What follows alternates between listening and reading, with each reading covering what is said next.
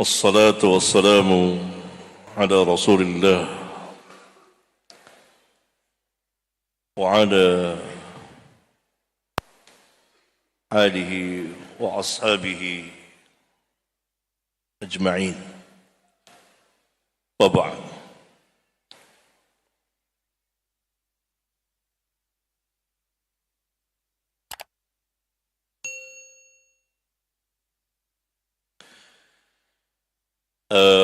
Di antara pertanyaan adalah, apakah boleh orang awam berdakwah di medsos seperti bikin konten, menulis video dakwah,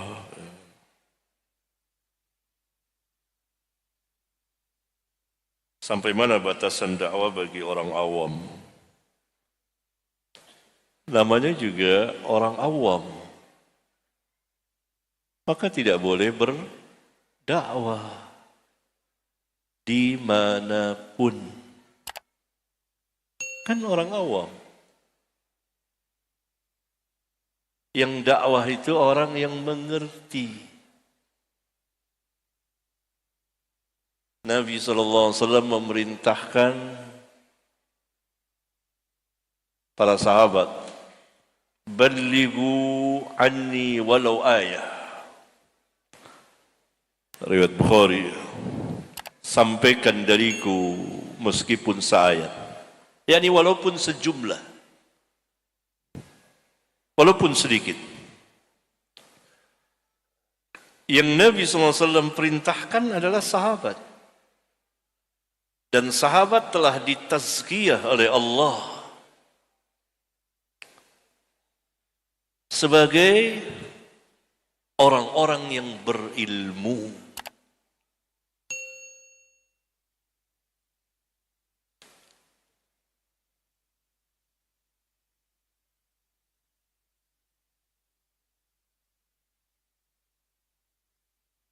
Sebagai orang-orang yang berilmu.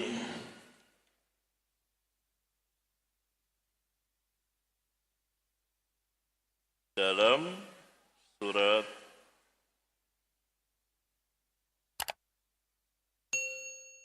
yakni Allah Subhanahu wa ta'ala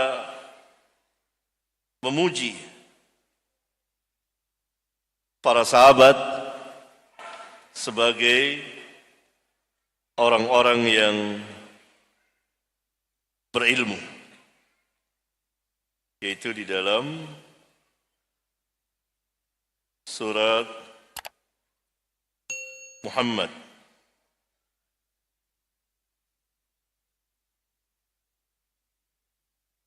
ayat 16. Wa minhum, dan di antara orang-orang munafik, may yastami'u ilaika, ada yang mendengarkanmu, duduk di majelismu, hatta idza kharaju min 'indika, sehingga apabila mereka telah keluar dari sisimu, dari majelismu, qalu, mereka orang-orang munafik itu berkata, lilladzina utul ilma, kepada orang-orang yang diberi ilmu. Ini dia. Siapa orang-orang yang diberi ilmu? Jawabnya adalah sahabat. Allah puji sahabat, Allah namakan sahabat orang-orang yang diberi ilmu. Karena itu Nabi SAW memerintahkan, "Ballighu anni walau ayat." Bertebaranlah para sahabat di permukaan bumi ini setelah Nabi SAW wafat. Dalam hadis yang lain yang juga dikeluarkan Bukhari dan Muslim, pada Hajjatul Wada', hari-hari terakhir Nabi SAW, karena setelah menunaikan ibadah haji 80 hari setelah itu Nabi SAW wafat. Beliau bersabda kepada sekalian seluruh para sahabat, karena hampir seluruh para sahabat hadir pada Hajjatul Wada. Liyuballigh asy-syahidu minkumul ghaib. Hendaklah orang yang hadir di antara kamu menyampaikan kepada yang tidak hadir. Hendaklah orang yang hadir di antara kamu hari ini menyampaikan tabligh. Itu sahabat. Yang akan tabligh juga orang-orang yang berilmu sebagaimana sahabat. Dakwah. Kalau tidak, maka akan terjadi kerusakan dan kekacauan di medan dakwah seperti yang kita dengar dan saksikan pada hari ini, dan salah satunya diwakili oleh penanya. Rusak. Padahal Allah tidak perintah kecuali untuk menjaga dirinya dan keluarganya. Qu anfusakum wa ahlikum nara. Jangan antum bermain di medsos dan di tempat lainnya dalam dakwah Islam kecuali untuk dirimu. Kemudian baru keluarga. Ibda binafsik, kata Nabi. Dahulukan dirimu. Wa biman ta'ul, dan orang yang menjadi tanggunganmu. Dan diam di tempat. Diam 1000 bahasa. Jangan berbicara tentang dakwah Islam. Karena ada orang-orang ahlinya yang akan berbicara. Sama juga dengan ilmu dunia. Ada orang-orang ahlinya yang tampil berbicara. Apa mungkin saya hari ini berbicara tentang kedokteran? Maka hanya beberapa detik saja orang sudah bisa menyingkap kejahilan saya tentang ilmu itu. Setiap ilmu ada ahlinya, biarkan ahlinya yang berbicara. Apalagi masalah dakwah yang demikian besar.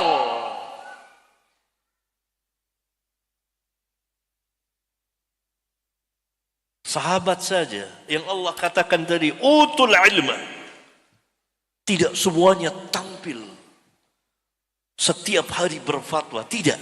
Hanya bisa dihitung dengan jari di antara sahabat yang terus-menerus berfatwa. Hitung punya hitung, kira-kira 120-an. Dari yang terbanyak, kemudian bawa, hanya yang satu-satu. Dari ribuan sahabat. Semuanya adalah utul ilma, orang yang diberi ilmu oleh Allah. Tapi mereka takut. Kalau sahabat lagi ngumpul gini, keliling, satu ditanya. Yang ditanya ini suruh temannya. Antum aja yang jawab. Ini suruh temannya sini. Enggak, antum jawab. Balik lagi ke dia. Begitu sahabat. Kita begitu mudahnya medsos yang tonton lebih dari ini. Kalau salah, bagaimana antum berhadapan nanti dengan Rabbul Alamin pada hari kiamat? Orang awam tidak boleh. Dia belajar, mengamalkan, serahkan pada dakwah harus dengan ilmu. Allah Subhanahu wa taala berfirman dan memerintahkan nabinya yang mulia sallallahu alaihi wasallam untuk terang-terangan, qul, katakan hai Muhammad, hadhihi sabili, katakan kepada mereka, ini jalanku, jalanku yang lurus. Ad'u ilallah, aku berdakwah mengajak manusia. Atas apa? Ala basiratin, atas dasar basirah, basirah ilmu.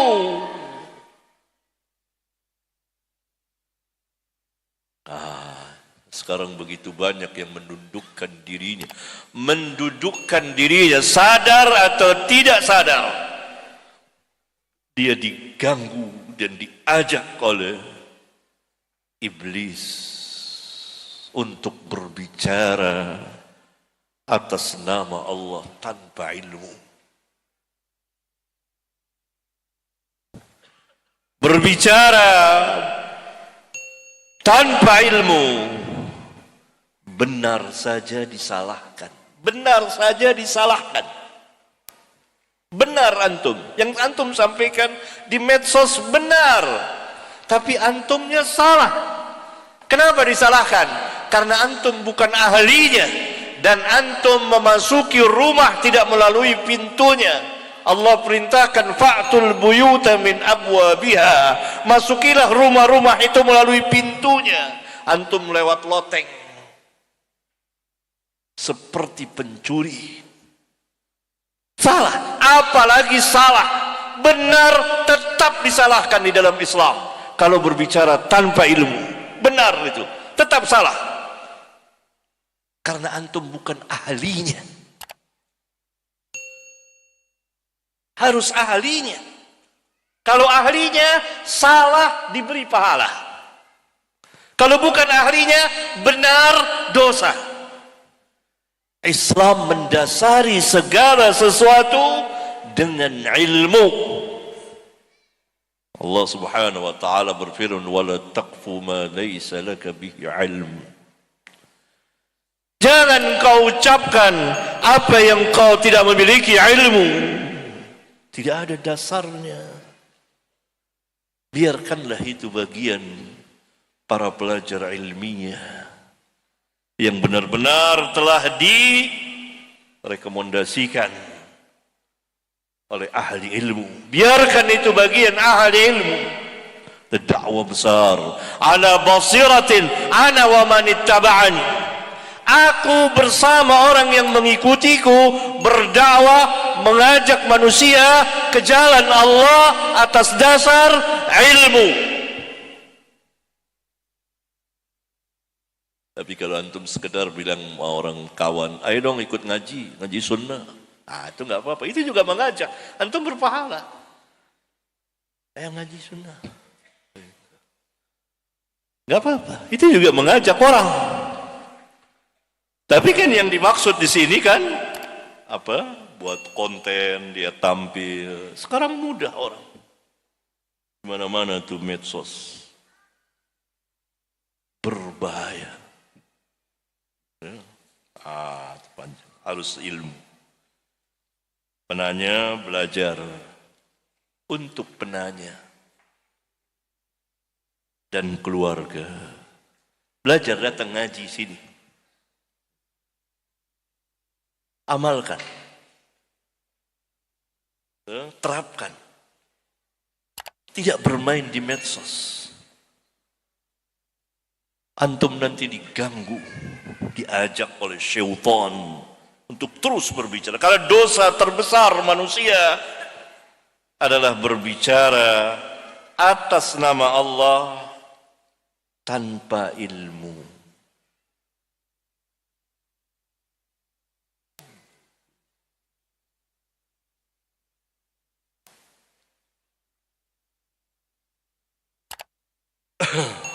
Ya, saya lanjutkan lagi pertanyaan lain.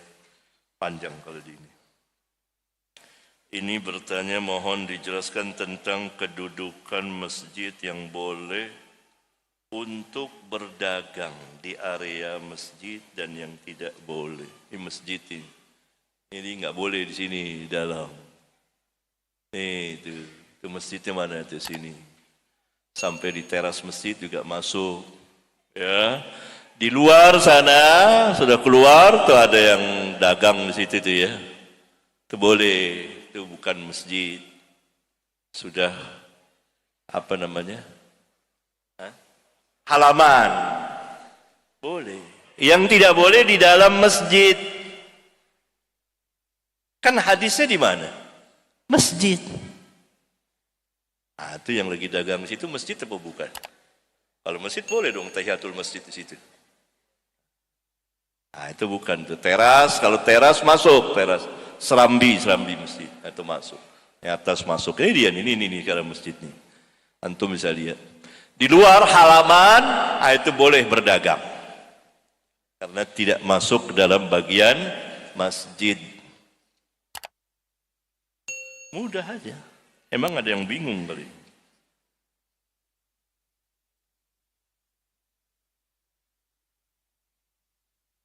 Assalamualaikum warahmatullahi wabarakatuh. Ustaz, terkadang jika ada yang membawakan hadis, saya bertanya padanya, apakah hadis ini sahih? Maka dijawab, syekh atau imam fulan mensahihkannya. Tetapi nama yang disebutkan tidak saya kenal atau biasa beredar seperti Syekh Al-Albani, Syekh Ahmad Syakir dan lain-lain. Bolehkah saya berpegang pada penghukuman sahih atau dhaif darinya? Sayang penanya tidak membawakan nama imam atau syekh, karena yang mensahihkan ahli hadis itu puluhan, ratusan, banyak. Ya. Barangkali salah satunya yang disebutkan. Tetapi antum pun jangan bertanya kepada orang-orang yang tidak mengerti tentang sah dan sahihnya hadis. Bertanyanya itu tadi saya katakan kepada ahlinya. Bertanya kepada orang-orang seperti ini, riwayat. Ini hadis yang antum bawakan riwayat siapa? Dari mana? Dari kitab apa antum mengambilnya? Itu dulu cukup.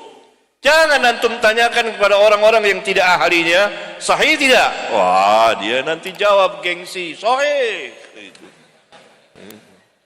Iya, apalagi kalau dalam mengamalkan sesuatu yang dia pertahankan amalan itu sahih. Jangan. Dudukkan orang pada tempatnya masing-masing. Tanya bagi dia, dari mana antum dapat hadis ini? Dari guru antum dari mana? Di kitab apa saya bisa mendapati hadis ini? Cukup itu. Nanti tentang sah tidaknya, tanyakan kepada ahlinya. Nanti ahlinya yang memeriksa. Imam siapa, syekh siapa yang mensahihkannya. Karena banyak. Tidak hanya dua orang ini. Para imam yang terdahulu banyak. Ya, gitu.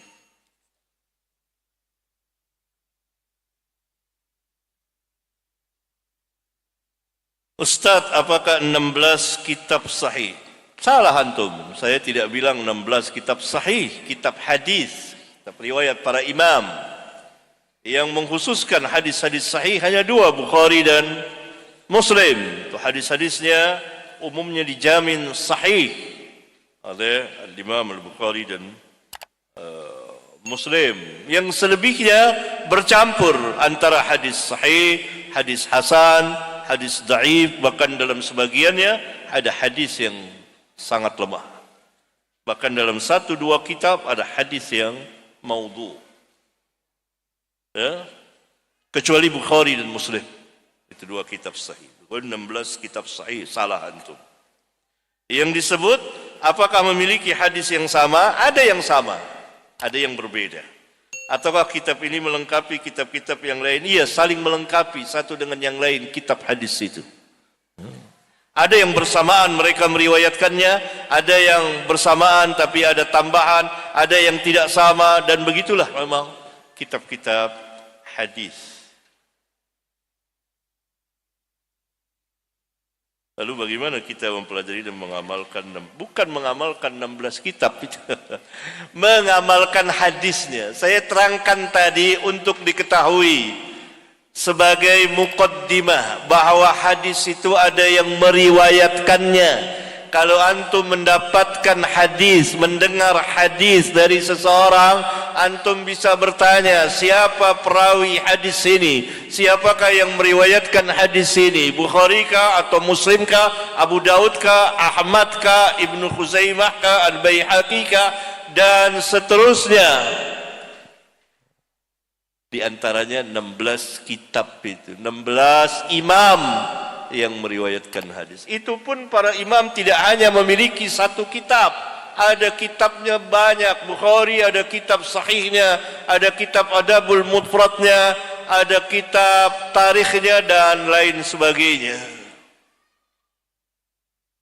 Ya, itu sekedar karena hadis itu ada yang meriwayatkannya. Di antaranya 16 imam itu. Masing di sana masing banyak lain lagi. Sehingga antum tahu siapa perawinya hadis ini. Nah, di 14 kitab itu selain Bukhari dan Muslim beredarlah hadis-hadis, ada yang sahih, ada yang hasan, ada yang dhaif, perlu diperiksa dan dikaji ulang oleh orang-orang yang ahlinya.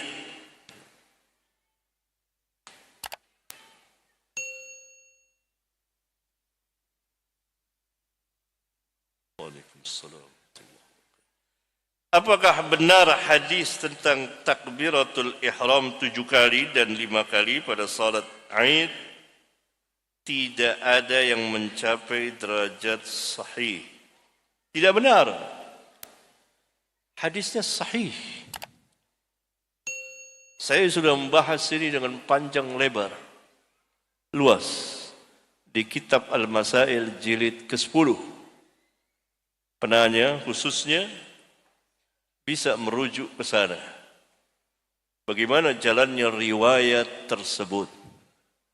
Yang kesimpulannya adalah takbir 7 kali selain takbiratul ihram pada rakaat pertama di salat Idul Fitri dan Adha, dan 5 kali takbir selain takbir bangkit dari sujud untuk berdiri, ya, 5 kali, sahih hadisnya, yakni sah secara riwayat.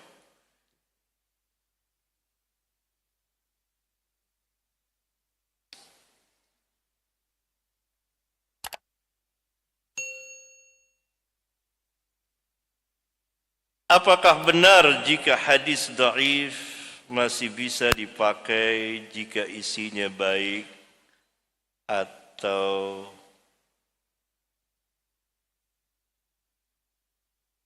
berupa doa?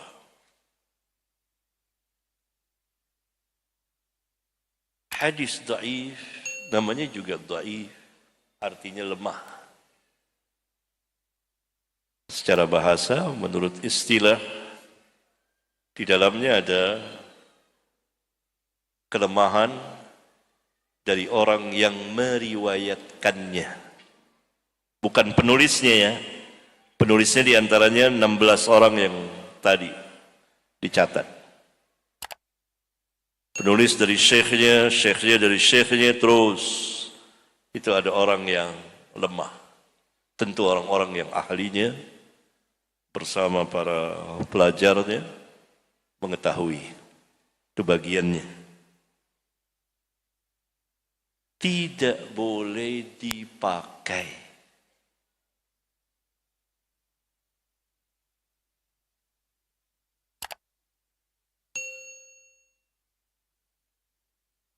Karena ia bersifat dhann. Sedangkan Rasulullah SAW pernah bersabda dalam hadis sahih riwayat Bukhari dan Muslim, "Iyyakum wadh-dhann, fa inna adh-dhanna akdzabul hadis."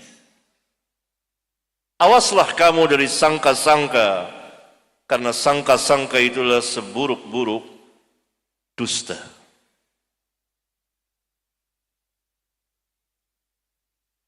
Oleh karena itu, para imam, khususnya yang terdahulu,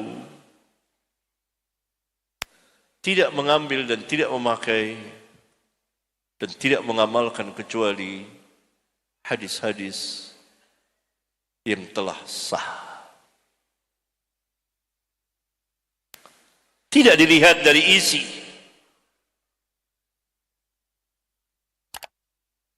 Kalau hadis itu dhaif maka ditinggalkan. Apalagi berkaitan dengan doa. Ini sudah ketetapan hukum. Begitu banyak hadis yang sahih yang tentu sampai habis umur kita belum lengkap kita mengamalkannya. Lihat saja di Bukhari dan Muslim, ribuan hadis sahih. Apa tidak cukup itu? Belum lagi kitab lainnya yang telah dinyatakan sah oleh ahlinya. Ada sebagian ulama membolehkan mengamalkan hadis dhaif, tapi mereka membuat persyaratan yang sangat ketat yang tidak mungkin dapat tertunaikan kecuali oleh mereka yang membolehkan hadis dhaif tersebut dan orang-orang yang semisalnya yang ahli hadis. Syarat pertama, hadis tersebut tidak boleh sangat dhaif. Berarti dhaifnya ringan. Sangat dhaif tidak boleh, apalagi hadis palsu, nggak boleh. Itu syarat pertama dari ulama yang membolehkan mengamalkan hadis dhaif. Berarti yang boleh hanya yang dhaif ringan. Pertanyaannya, bagaimana seorang ustadz dan dia bukan ahlinya, seorang khatib, apalagi orang umum kebanyakan, mengetahui, dapat mendudukkan ini hadis yang ringan lemahnya, ini yang berat lemahnya, ini yang maudhu? Jawabannya mustahil. Bukan tidak mungkin lagi, mustahil. Karena bukan ahlinya. Karena tidak sebanding dengan imam-imam yang membolehkan itu. Berarti yang boleh dibawakan hanya yang ringan, dhaif. Kebanyakan yang berat-berat yang dibawakan. Maudhu, palsu. Syarat yang kedua, harus ada dasarnya dari hadis yang sahih. Itu sulit sekali mencari hadis yang ringan lemahnya ini mempunyai dasar tidak dari hadis yang sahih. Syarat yang ketiga, tidak boleh disembunyikan kelemahannya. Harus diberitahu. Saudara-saudara, ini hadis dhaif ringan. Gitu. Jangan disembunyikan, umumnya disembunyikan. Syarat yang keempat, tidak boleh dipopulerkan, disampaikan di depan jamaah banyak seperti ini. Apalagi ada rekaman. Gak boleh dibawakan 1-2 orang. Tidak boleh disebarkan. Karena hadisnya dhaif. Itu kata ulama yang membolehkan mengamalkan hadis dhaif. Gak boleh dimasyhurkan sehingga dikenal. Gak boleh. Syarat yang keempat ya. Gak sanggup. Syarat yang kelima, dalam membawakannya tidak boleh mengatakan qala Rasulullah SAW. Rasulullah SAW telah bersabda, telah mengerjakan ini. Tidak boleh, karena itu langsung menyandarkan kepada Rasulullah SAW. Sedangkan ini diragukan, sangat diragukan. Berarti nggak boleh. Harus pakai sigot tamrid. Sigot tamrid dan sigot jazm orang tidak paham.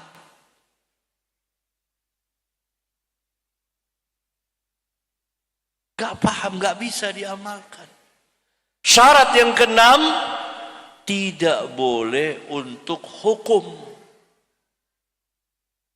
Nah, doa itu hukum. Tidak boleh untuk tafsir Quran. Tidak boleh untuk akidah. Berarti yang boleh untuk keutamaan-keutamaan amal. Fadailul a'mal. Tapi dia harus mempunyai dasar yang sahih. Begitu syarat.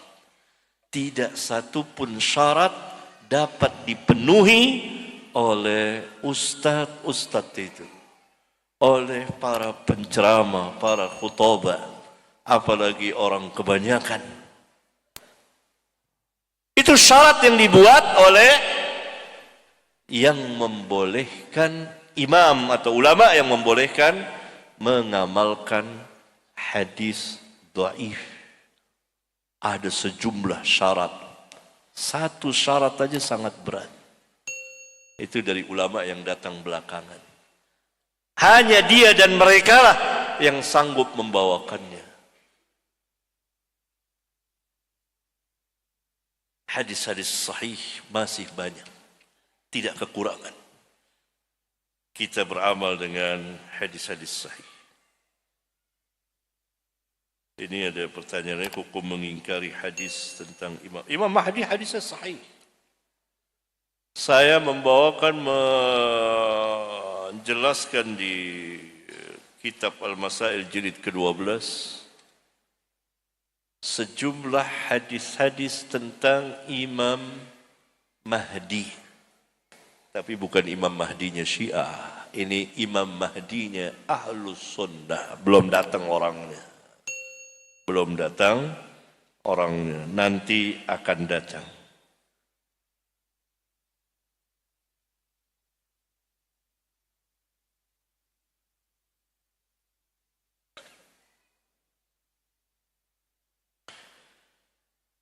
Pertanyaan lain, apabila ada hadis palsu. Wah, ini hadis palsu ya. Dan kita mengetahui kepalsuannya. Tetapi makna dalam hadis tersebut bagus. Saya nggak diberikan contoh nih. Apakah kita boleh menjadikan perkataan dalam hadis tersebut untuk motivasi? Jangan. Hadis yang sahih begitu banyak dapat antum jadikan sebagai penggerak atau motivasi. Jangan hadis-hadis palsu. Karena ia dipalsukan atas nama Nabi sallallahu alaihi wasallam. Sewaktu-waktu sadar atau tidak terkait dengan Nabi sallallahu alaihi wasallam. Hadis itu antum kenal itu palsu, orang lain belum tentu kenal. Nanti antum bawakan orang lain meyakini bahwa itu sabda Rasulullah sallallahu alaihi wasallam. Tinggalkanlah perkataan-perkataan palsu itu yang dibuat oleh orang-orang durhaka.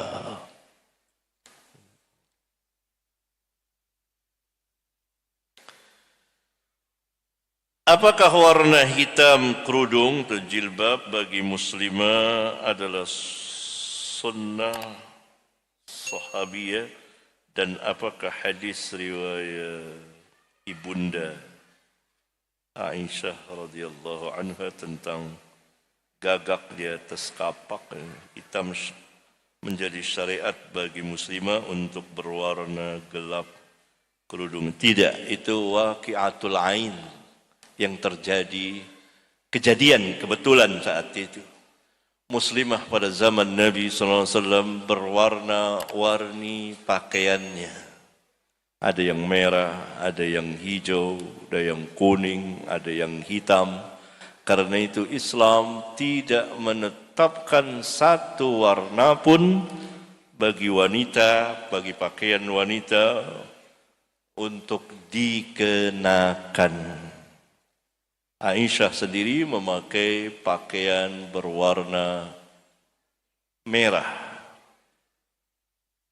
Dan yang lain ada yang hijau. Dan yang lain ada yang warna lain, ada yang hitam.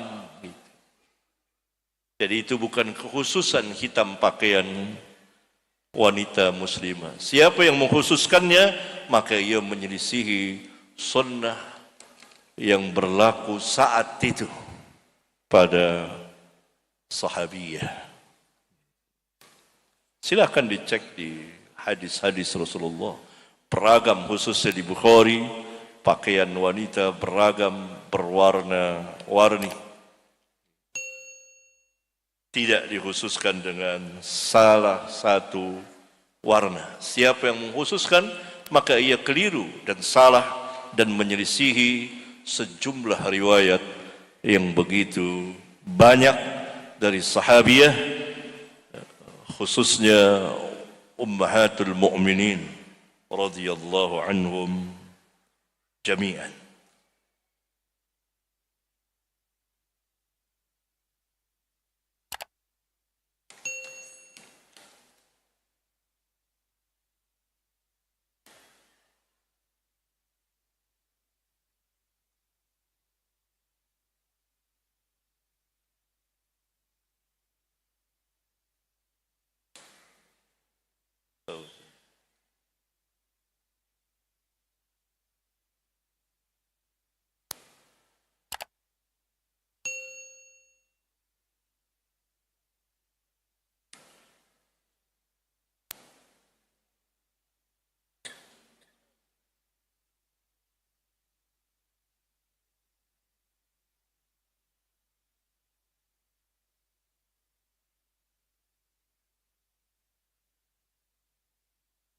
Assalamualaikum waalaikumsalam warahmatullahi wabarakatuh. Ustaz, apakah boleh kita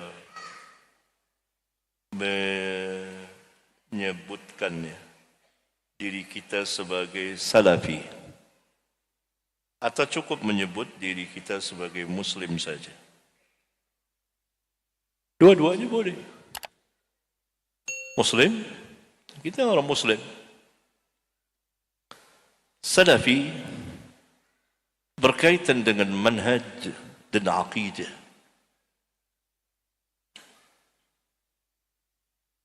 Kerana kaum muslimin secara umum.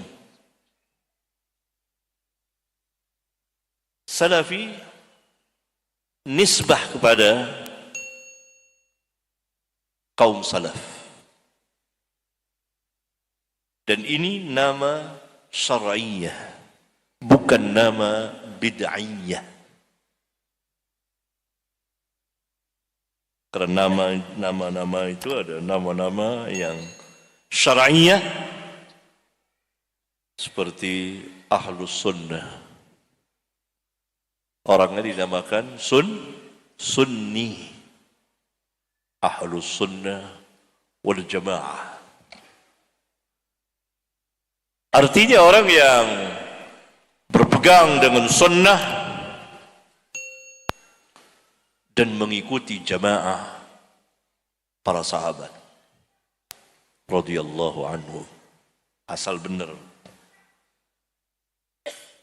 Nisbahnya sunni. Nisbahnya sunni. Ini nama syar'iyah. Salaf nama syar'iyah. Kalau dikatakan kaum salaf, mereka adalah sahabat radhiyallahu anhu. Orang yang pertama kali mengikuti sahabat, tabi'in. Kemudian diikuti tabi'ut tabi'in. Ini 3 generasi terbaik di dalam umat ini. Di mana Nabi SAW dengan tegas mengatakan khairun nas qarni thumma alladhina yalunahum thumma alladhina yalunahum. 3 kali. 2 kali. 3 generasi. Sebaik-baik manusia yang hidup pada masaku, itu para sahabat. Berakhir kenabian, yakni wafatnya Rasulullah SAW, berakhirnya masa beliau pada tahun 11 Hijriyah. Kemudian hidup masa sahabat, thumma allazina yalunahum, hidup di situ tabi'in. Berakhir masa sahabat awal abad kedua Hijriyah, tahun 110 atau 111 Hijriyah. Kemudian hidup tabi'in masa tabi'in, hidup di tabi'ut tabi'in. Ini yang dikatakan salafun as-salihin. Ketuanya adalah para sahabat. Allah Subhanahu wa taala memuji, meridhoi para sahabat al-muhajirin wal ansar dan meridhoi orang-orang yang mengikuti perjalanan mereka, yakni perjalanan kehidupan keagamaan mereka. As-sabiqun al-awwalun min al-muhajirin wal ansar. Tidak cukup sampai di situ. Walladzina ittaba'uuhum bi ihsan radhiyallahu anhum wa radu an. Orang-orang yang pertama, orang-orang yang terdahulu dan pertama-tama masuk Islam sebelum manusia lainnya adalah al-muhajirin wal ansar, yaitu al-muhajirin wal ansar. Itu yang terdahulu, yang pertama-tama masuk Islam sebelum manusia lainnya. Dan orang-orang yang mengikuti mereka, mengikuti al-muhajirin wal ansar. Apanya yang diikuti? Agamanya, cara dan sikap beragamanya, manhaj dan akidahnya dan seterusnya. Itu yang diikuti. Siapa yang pertama-tama mengikuti al-muhajirin wal ansar? At-tabi'in. Allah pun meridhoinya. Dan mereka redha pada Allah. Allah sediakan jannah. Allah puji dan Allah redhoi al-muhajirin wal ansar dan orang-orang yang mengikuti agama mereka, sikap dan cara beragama mereka. Maka apabila kita ingin mendapat keridhaan Allah tabaraka wa taala, kita berusaha sekuat kemampuan kita, mencurahkan seluruh kemampuan kita untuk mengikuti mereka di dalam beragama Islam ini. Itu kaum salaf. Maka penyandaran salafi adalah penyandaran kepada mereka. Ini nama syar'iyah. Salafi menyandarkan kepada kaum salaf, menyandarkan kepada para sahabat, menyandarkan kepada al-muhajirin wal ansar dan orang-orang yang mengikuti mereka. Bukan salafi, salafiyun. Asalkan kita benar, bersungguh-sungguh mengikuti mereka. Itu nama syar'iyah. Kita kaum muslimin banyak. Dikatakan salafi itu nisbah kepada al-muhajirin wal ansar. Mereka lah ketua kaum salaf.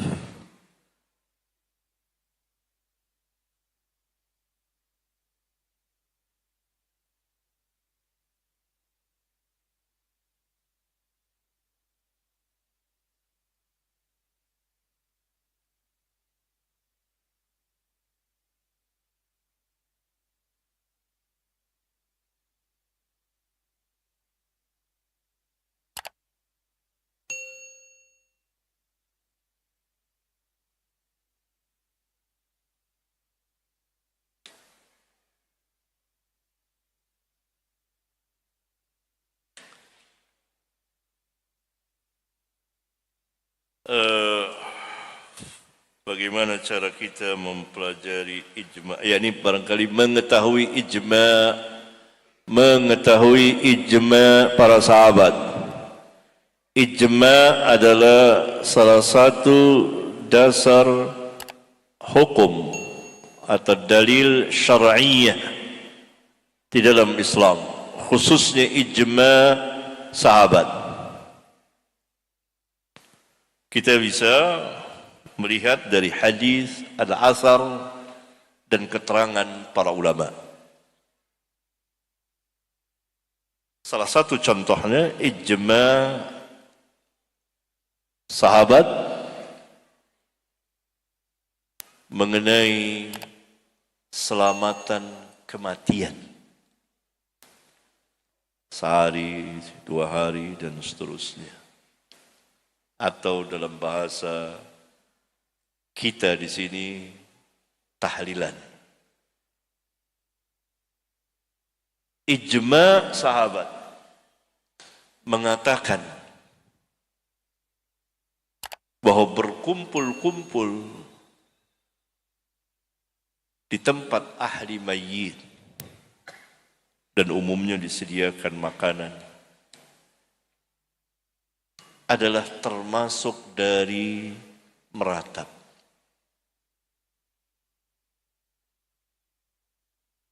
Termasuk dari meratap. Kunna na'uddu.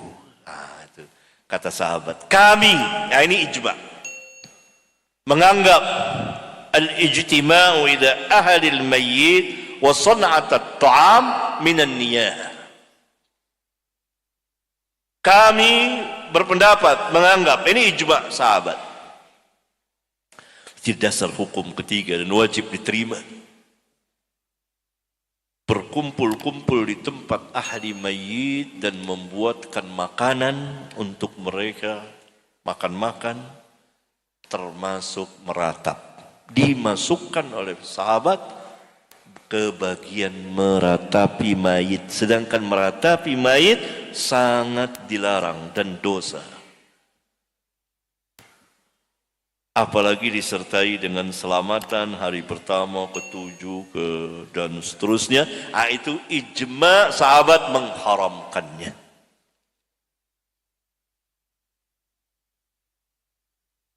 Ijma' selain sahabat dari kelompok atau bagian ilmu-ilmu tertentu. Misalnya, saya berikan contoh.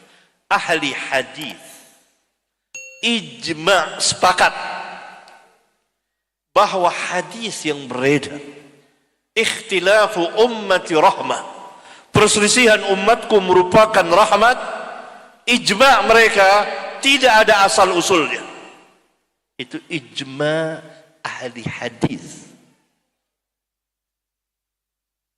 Hadis yang beredar, yang disandarkan kepada Nabi sallallahu alaihi wasallam, ikhtilafu ummati rahmah, itu tidak ada asal usul, tidak ditemukan sanadnya, baik yang sahih, baik yang dhaif, apalagi yang sahih. Itu ijma'.